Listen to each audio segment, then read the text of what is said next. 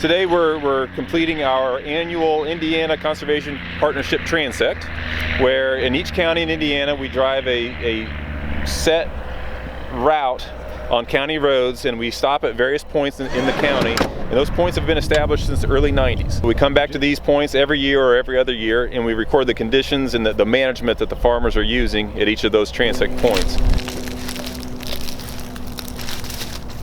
I'm seeing a no-till field that's really good as far as controlling erosion overall, but there's more that can be done.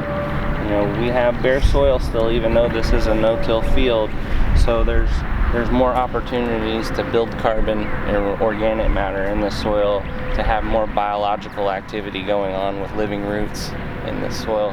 Farmers well on their way to a good conservation system. The cover crops would just really boost that up.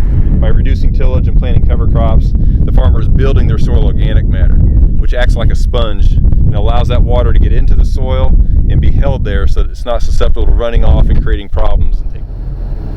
Beans looks right. Yeah, and I would call that hay field. That's obviously no-till there, isn't it?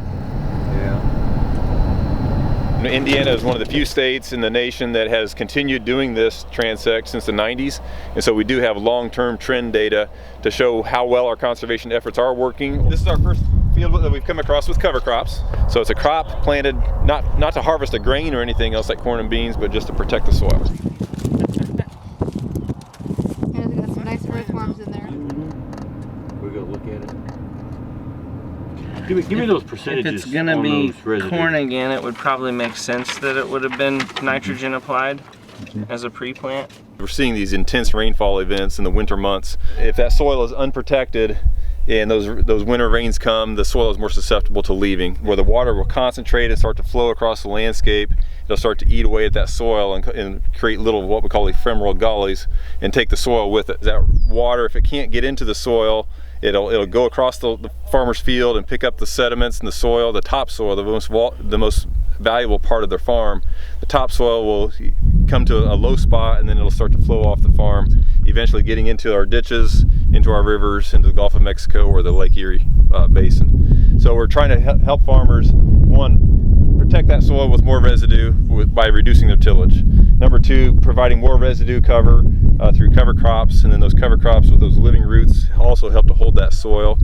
And then at the same time, by reducing tillage and planting cover crops, the farmer is building their soil organic matter. Over the decades of continued tillage and no living cover in the winter months and protective cover in the winter months, our soils have slowly degraded. We always had winter rains, but they were periodic. They didn't happen frequently in any given year.